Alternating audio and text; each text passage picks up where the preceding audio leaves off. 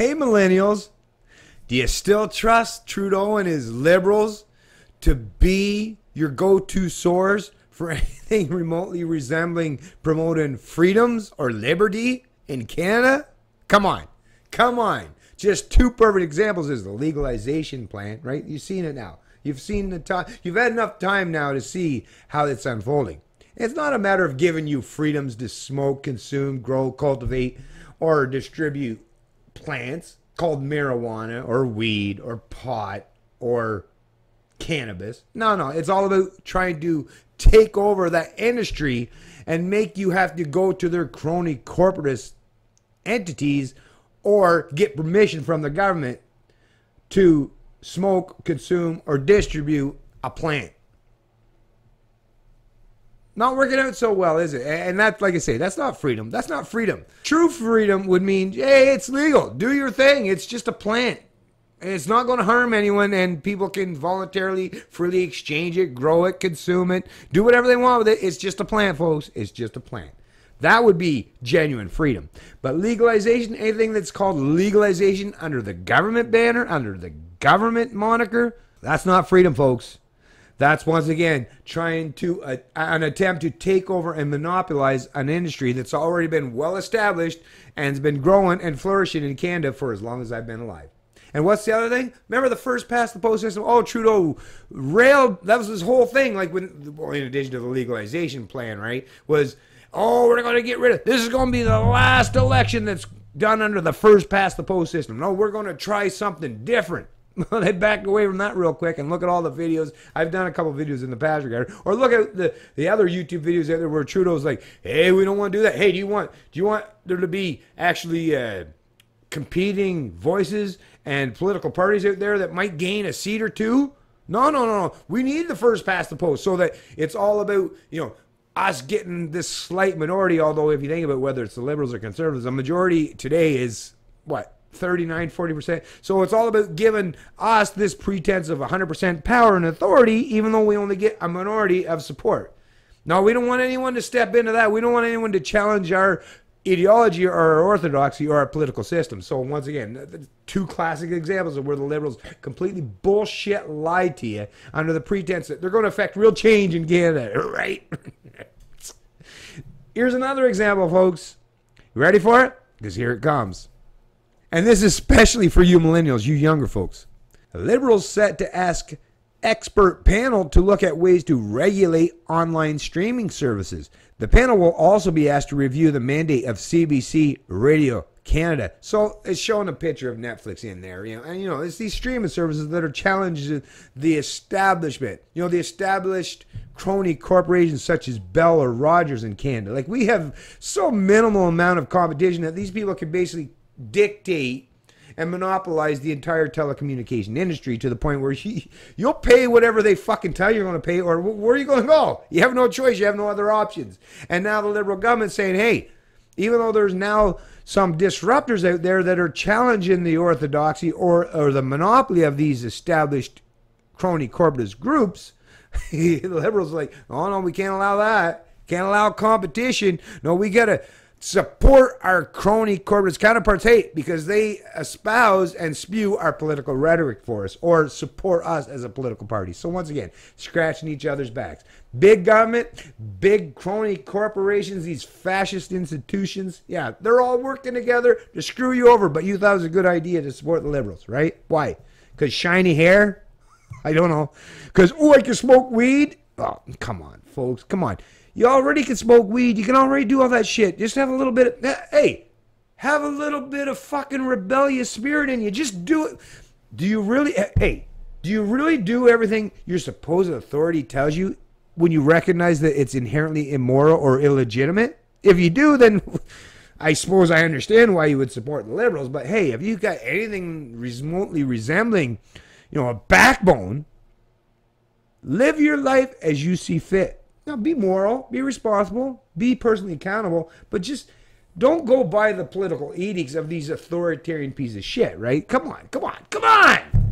Have some self-respect, have some self-esteem. Stop fucking looking to a political master or ruler to tell you how you're supposed to live in life. very minimal amount of rules need to be taken into account, and libertarians understand this right down to the philosophical aspect of just, hey, non-aggression principle, right? Live and let live, right? Don't try to use preemptive force, violence, coercion, or theft towards other people. And if you happen to enjoy a particular vice of choice, whether it's cannabis or alcohol or whatever, if you're not harming anyone else, don't let anyone else tell you you can't do it. Or when it comes to politicians, hey, if you don't believe in having political rulers, fucking let these dipshits know, hey, you got no authority over me, and don't be shy to say it. I sure as shit ain't. And if you want to watch a streaming service so it disrupts these established crony corporations, these monopolized industries, then do it. Because that's the only way you're going to affect any genuine change as far as this shit's concerned, is say, hey, now I'm rejecting your model. I'm going elsewhere. And if the liberals tell you you can't, well, you tell the liberals, go fuck yourself. We're going to do it regardless. And we don't give a shit. Oh, you can come up with as much legislation or regulation as you want, but it's not going to matter because, hey, we're much smarter, we're much wiser, and we have the tools at our disposal that the market has given to us that's freely available. Well, not freely. You might have to pay for it, but it's available to you that you can disrupt and ignore all the bullshit regulation, pretense of authority these dipshits pretend that they have over you. They don't have any legitimate claim or right or authority to tell you what you should have to consume or watch or financially support. Keep that in mind, folks, and don't ever forget it. The country's rules around broadcasting and telecommunications are set to undergo a sweeping review as the Liberals look to cut the price of mobile phone plans and force streaming services to lend more help to Canadian content.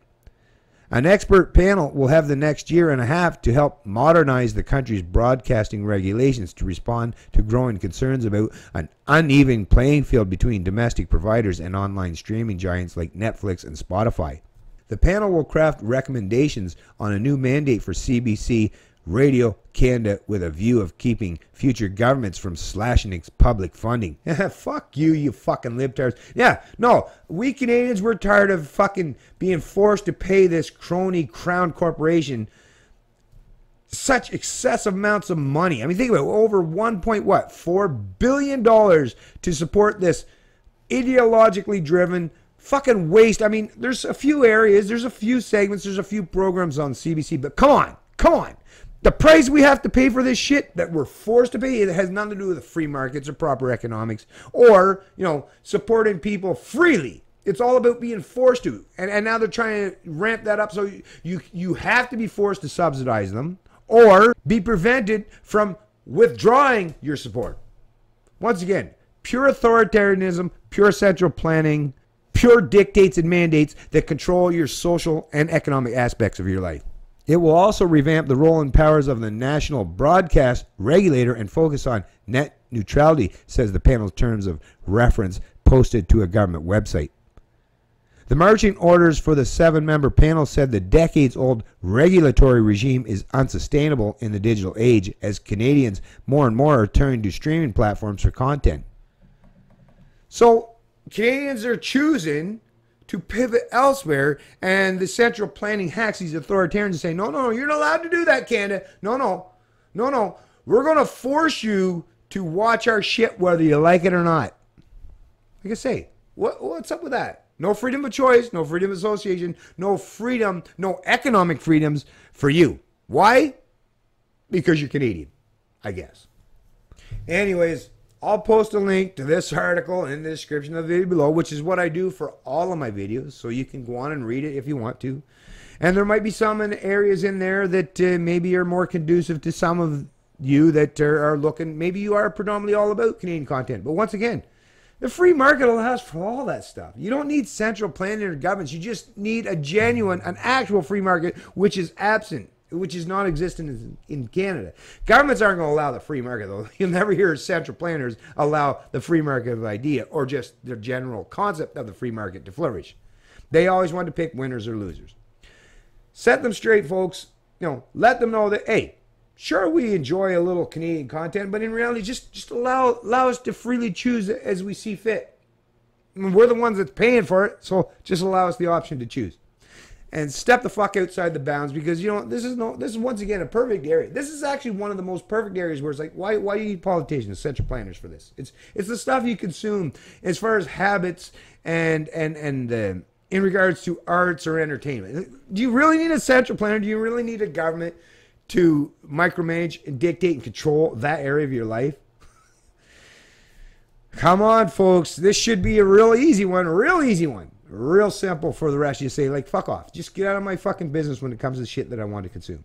The arts and entertainment that I want to put preferences on. Just back the fuck off. Get out of my fucking life, Trudeau. Shut up. Leave me the hell alone. That's what I say. That's what I do.